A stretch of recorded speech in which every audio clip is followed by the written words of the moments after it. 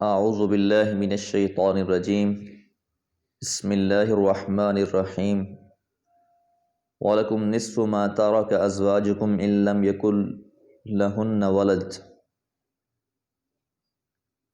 فَإِن كَانَ لَهُنَّ وَلَدٌ فَلَكُمُ الرُّبُعُ مِمَّا تَرَكْنَا مِن بَعْدِ وَصِيَّةٍ يُوصِينَ بِهَا أَوْ دَيْنٍ۔ سورۃ النساء آیت نمبر 12۔ وَلَكُمْ اور تم مردوں کے لیے ہے، نصف آدھا، ما ترک ازواجکم جو چھوڑ جائیں تمہاری بیویاں، ان لم یکن اگر نہ ہو ان کے لیے، ان لم یکن لہن اگر نہ ہو ان کا، ولدن کوئی بیٹا، فإن کان لہن ولدن اور اگر ان کا کوئی بیٹا ہو، فلکم الربع تو تمہارے لیے 1/4 ہے۔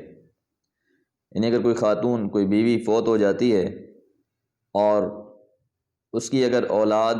نہیں ہے تو اس کی ملکیت میں سے، اس کے مال میں سے آدھا حصے کا وارث اس کا شوہر ہوگا، اور اگر اس کی اولاد ہے، چاہے وہ اسی شوہر میں سے ہے یا اس سے پہلے والے شوہر میں سے تھی، تو اب اس کیفیت میں اس شوہر کے لیے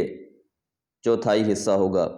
مما ترکنا من بعد وصیت جو کچھ وہ چھوڑ جاتی ہیں، من بعد وصیت وصیت کے بعد، یوصین بہا جس کی وہ کر گئی ہیں، او دین یا قرض کے،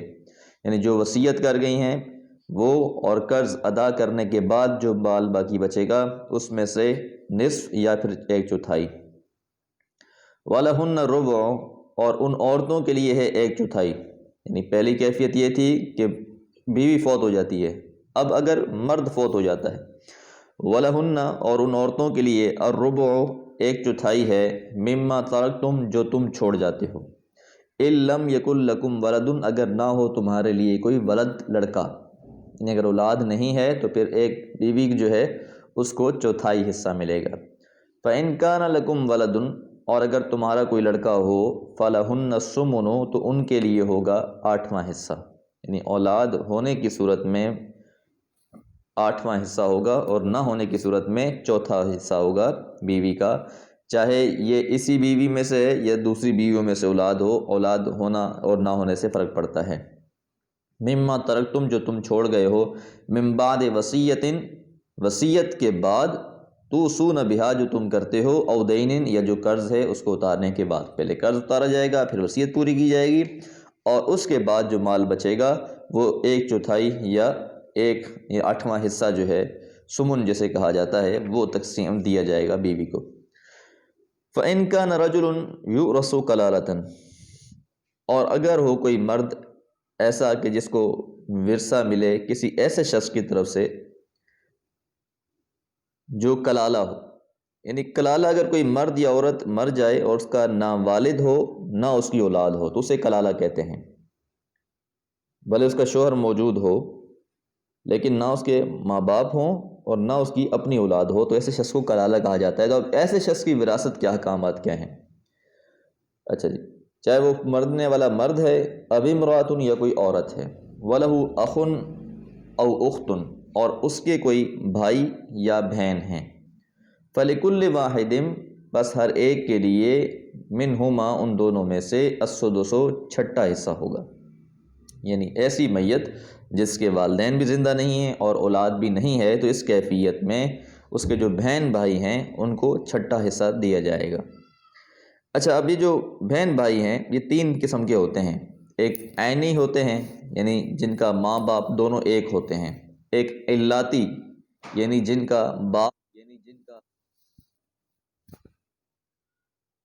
یہ 3 قسم کے ہوتے ہیں، ایک عینی ہوتے ہیں یعنی جن کا ماں باپ دونوں ایک ہوتے ہیں، ایک علاتی یعنی جن کا باپ تو ایک ہو لیکن مائیں مختلف ہو، اور تیسرے اخیافی جن کی ماں ایک ہو اور باپ مختلف ہوں۔ یہاں البتہ جو بالاتفاق معاملہ ہے وہ اخیافی بہن بھائیوں کے بارے میں ہی ہے، اور اخیافی بہن بھائی جو ہوتے ہیں وہ وراثت کے احکام میں باقی معاملات میں کچھ دوسروں سے ذرا مختلف ہوتے ہیں۔ اب اس کیفیت میں انہیں 6واں حصہ دیا جائے گا۔ فَإِن كَانُوا أَكْثَرَ مِن ذَلِكَ اور اگر وہ اس سے زیادہ ہیں، فَإِن كَانُوا پس اگر تھے، اکثر زیادہ، من ذالکہ اس سے، یعنی ایک بہن بھائی کے بجائے اس کے بہن بھائی زیادہ ہیں، اور صرف اخیافی نہیں ہیں، دوسرے بھی شامل ہیں۔ فہم شرکاء فی الثلث، تو پھر وہ شریک ہوں گے اس 1/3 میں، یعنی وہ سب جو ہیں وہ 1/3 ثلث ان کا حصہ ہوگا جو ان میں آپس میں تقسیم کر دیا جائے گا۔ اخیافی بہن بھائی ایک سے زیادہ ہوں تو مرد ہوں یا عورتیں، یا مرد اور عورتیں ملے ہوئے ہوں، سب میں تیسرا حصہ تقسیم کر دیا جائے گا برابر برابر۔ یہاں مرد